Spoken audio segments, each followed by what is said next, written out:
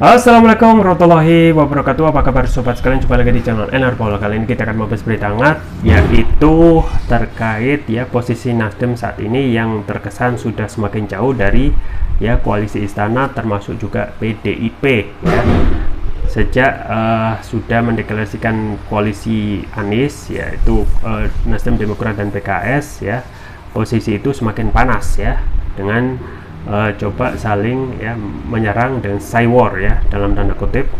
Dan ini juga yang sudah terjadi, yang dilakukan oleh Kepala Badiklatda PDIP DKI Jakarta Gilbert Simanjuntak, yang menyindir Nasdem bermuka dua.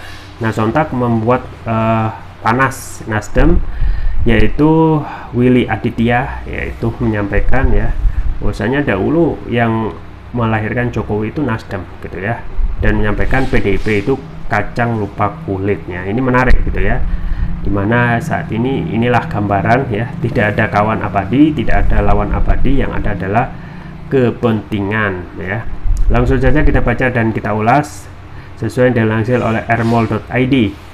Republik Merdeka, Partai Nasdem setia mengusung Joko Widodo yang merupakan kader PDI Perjuangan sebagai capres sejak Pilpres 2014.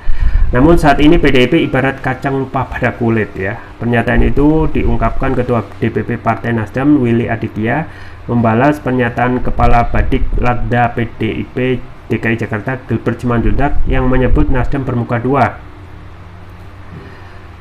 Sindiran Gilbert itu muncul karena Partai Besutan Surya Paloh mencapreskan Anies Baswedan padahal dia masih ada di pemerintahan Jokowi. Maksudnya apa? Apa yang bermuka dua? PDIP kacang lupa kulitnya yang menjadi modal Jokowi di periode pertama Jokowi JK dan periode kedua Jokowi Ma'ruf Amin itu PDIP dan Nasdem dan PDIP, tegas Willy di kantor DPP Nasdem Jakarta Jumat. Jokowi lahir dari gedung ini. Jokowi anak dari Nasdem, ibunya PDIP, bapaknya Nasdem, sambung anggota tim 8 Koalisi Perubahan untuk Persatuan itu. Bagi Nasdem, mendukung pemerintahan Jokowi sampai habis masa periode adalah tugas konstitusional sejak awal. Willy meminta PDIP tidak memprovokasi karena perbedaan sikap politik. PDIP bersikap dewasalah, jangan memprovokasi seperti ini, tutup Willy. Itu sobat sekalian terkait dengan perkembangan semakin posisi politik itu sudah sangat kentara sikap politik dukungan termasuk juga kubu A dan kubu B itu sudah sampai taraf yang terang benderang, dan itu harusnya bisa menjadikan refleksi bahwasanya sikap politik itu biasa saja karena tujuan semuanya adalah tujuan untuk membangun negeri ini tapi itulah politik the art of possibility, dan tidak ada kawan abadi, lawan abadi, yang ada adalah kepentingan. Itu yang terjadi saat ini ketika Nasdem itu coba untuk mengingatkan PDIP dahulu yang mendukung Presiden Jokowi Nasdem salah satunya, yang itu sudah diimplementasikan pada pemilu 2014 pun juga 2019 Nah, ketika sudah di luar dari pakem yang harusnya menjadi hal biasa saja itu dianggap menjadi hal yang berbeda dianggap sebagai lawan padahal kontestasi yang ada adalah kontestasi untuk membangun negeri ini yang harus disadari oleh masing-masing politisi maupun partai politik.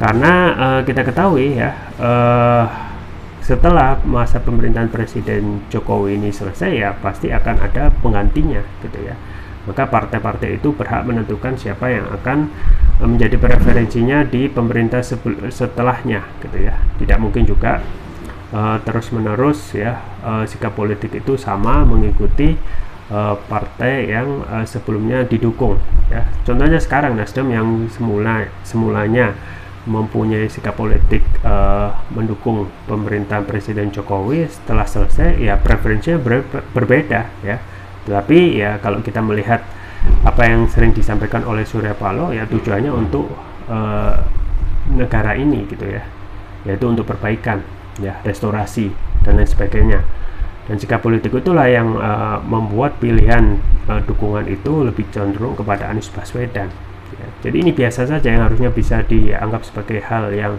lumrah dalam politik, tetapi coba untuk dianggap dalam level yang lebih sentimen lagi, yaitu saling ya melempar, mempertajam ya perbedaan daripada harus mencari ya persamaan. Kita tunggu saja ke depan terkait posisi ya masing-masing partai politik yang sudah mempunyai preferensi masing-masing. Nasdem sudah dengan nyaman dengan koalisi Anies, kemudian PDIP yang coba untuk terus sikap politiknya untuk memajukan Ganjar, sekaligus tentu saja memenangkan dalam kontestasi Pilpres 2024. Kita tunggu saja nanti ya. Itu saja yang bisa saya sampaikan, semoga bermanfaat. Jangan lupa like, share, dan subscribe. Sampai jumpa lagi. Wassalamualaikum warahmatullahi wabarakatuh.